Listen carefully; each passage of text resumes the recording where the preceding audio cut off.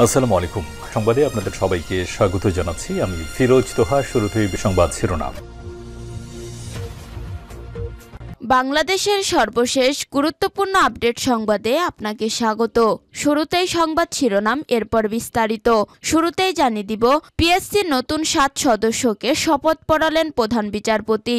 সদ্য নিয়োগ পাওয়া পিএসসির 7 সদস্যকে শপথ পড়ালেন প্রধান বিচারপতি ডক্টর সৈয়দ রেফাত আহমেদ। রোববার 2 মার্চ সকাল 11:30টায় সুপ্রিম কোর্ট জাজেস লাউঞ্জে তাদের এ শপথ অনুষ্ঠিত হয়।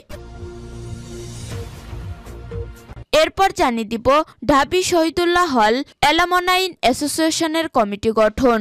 সাবেক ছাত্রনেতা, বিশিষ্ট শিল্পপতি ও সংগঠক মেজবাউদ্দিন আলীকে আহ্বায়ক এবং বিসিএস প্রশাসন ক্যাডারের সদস্য ও স্থানীয় সরকার বিভাগের যুগ্ম সচিব হাফিজুল্লাহ খান লিটনকে সদস্য সচিব করে ঢাকা বিশ্ববিদ্যালয়ের ডক্টর মোহাম্মদ শহীদুল্লাহ হল অ্যালামনাই অ্যাসোসিয়েশনের আহ্বায়ক কমিটি গঠন করা হয়েছে। এদিকে জীবনব্যাপী যারা দেশের জন্য অবদান রেখেছেন তাদেরকে স্বাধীনতা পুরস্কার দেওয়া হবে। চলতি বছর ব্যতিক্রমী কিছু মানুষ ও প্রতিষ্ঠানকে স্বাধীনতা পুরস্কার দেওয়া হবে বলে জানিয়েছেন শিক্ষা ও পরিকল্পনা উপদেষ্টা ডক্টর ওহিদুদ্দিন মাহমুদ। এরপর জানিয়ে দিব, গ্যাস সংকটে আশুগঞ্জ সার কারখানায় ফের উৎপাদন বন্ধ।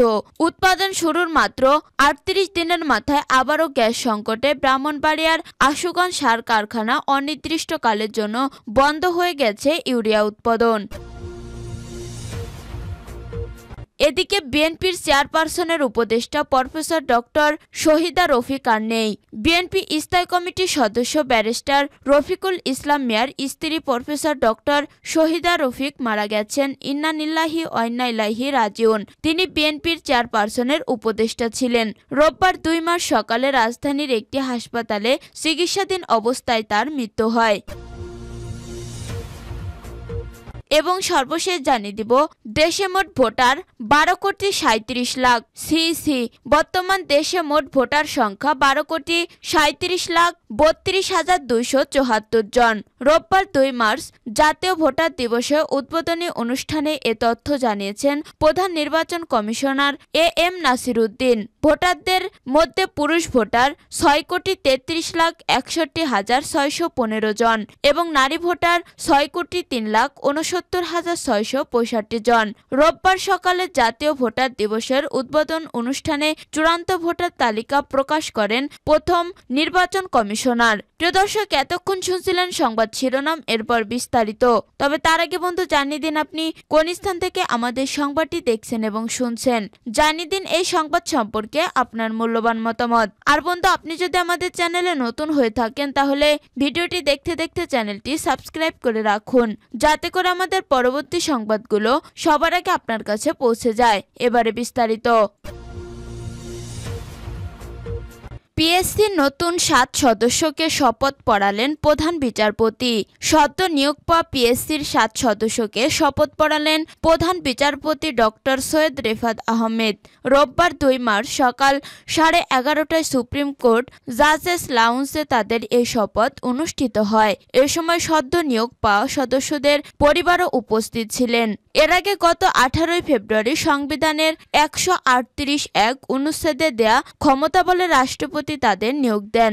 নতুন নিয়োগ প্রাপ্তরা হলেন ঢাকা বিশ্ববিদ্যালয়ের অধ্যাপক মোহাম্মদ শরীফ হোসেন ও অধ্যাপক আরফিনা ওয়াসমান, বিসিএস স্বাস্থ্য ক্যাডারের কর্মকর্তা অধ্যাপক এটিএম ফিরউদ্দিন, ব্রিগেডিয়ার জেনারেল অবসরপ্রাপ্ত মোহাম্মদ আনোয়ারুল ইসলাম, অবসরপ্রাপ্ত অতিরিক্ত পুলিশ মহাপরিদর্শক মোহাম্মদ মুনির হোসেন, বাংলাদেশ কৃষি বিশ্ববিদ্যালয়ের অধ্যাপক শাহানাজ সরকার ও পররাষ্ট্র ক্যাডারের অবসরপ্রাপ্ত কর্মকর্তা সাব্বির আহমেদ চৌধুরী।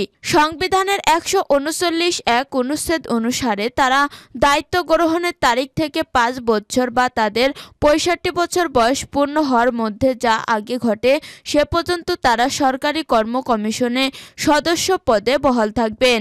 এই 7 জনের নিয়োগের পর এখন পিএসসির সদস্য সংখ্যা হলেন 15 জন। প্রতিষ্ঠানটির চেয়ারপারসন হিসেবে রয়েছে অধ্যাপক মোবাশ্বের মোমেন।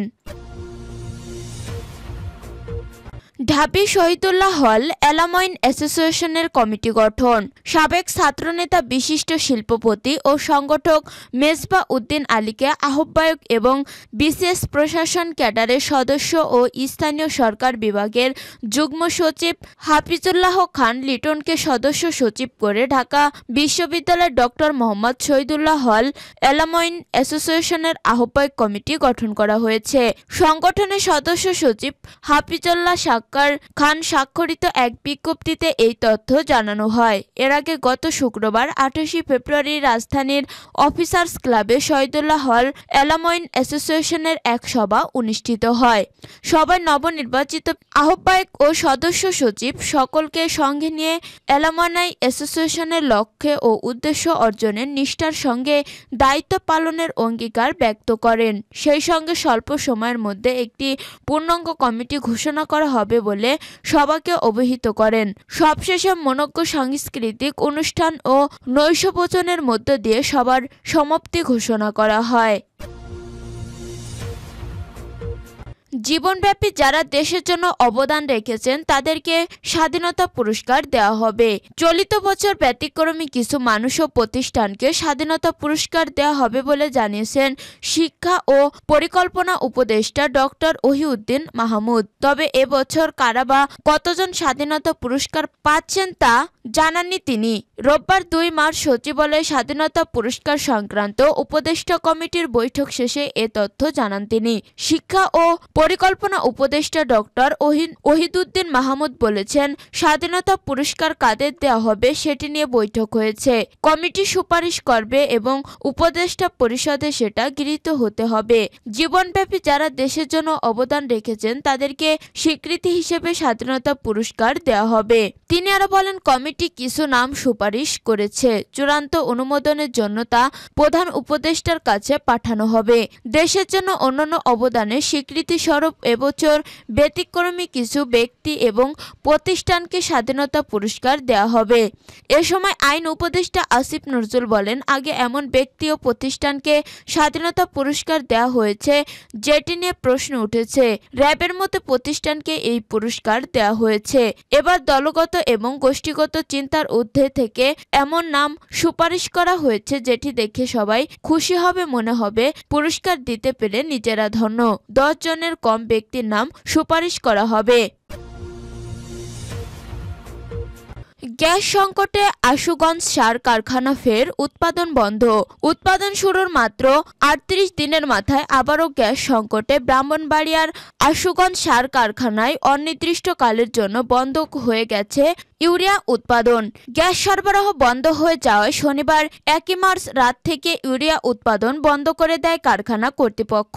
এর আগে গত বছরে 21 ফেব্রুয়ারি থেকে 14 নভেম্বর পর্যন্ত গ্যাস সরবরাহ না থাকায় সার উৎপাদন বন্ধ ছিল। পরবর্তীতে শ্রমিকদের দীর্ঘ আন্দোলনের পর 15 নভেম্বর গ্যাস সরবরাহ শুরু করে Bakhrabad gas distribution company limited কর্তৃপক্ষ। এরপর সকল ধাপ অতিক্রম করে গত 23 জানুয়ারি থেকে সার উৎপাদন শুরু হয়। আশুগঞ্জ সার কারখানা কর্তৃপক্ষ জানায়, প্রতিদিন অন্তত 1150 টন ইউরিয়া উৎপাদনে সক্ষম আশুগঞ্জ সার কারখানা। তবে উৎপাদন স্বাভাবিক রাখতে প্রতিদিন অন্তত 48 মিলিয়ন ঘনফুট গ্যাসের প্রয়োজন হয়।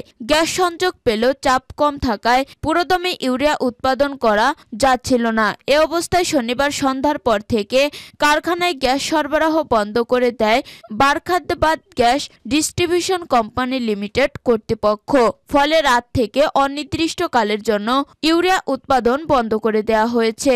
আশুগঞ্জ সার উৎপাদন কারখানার মহাব্যবস্থাপক অপারেশনস এবি মাহমুদ জানান, গ্যাস ছাড়া সার উৎপাদন করা যায় না। ফলে কারখানার উৎপাদন কার্যক্রম বন্ধ করে দেওয়া হয়েছে।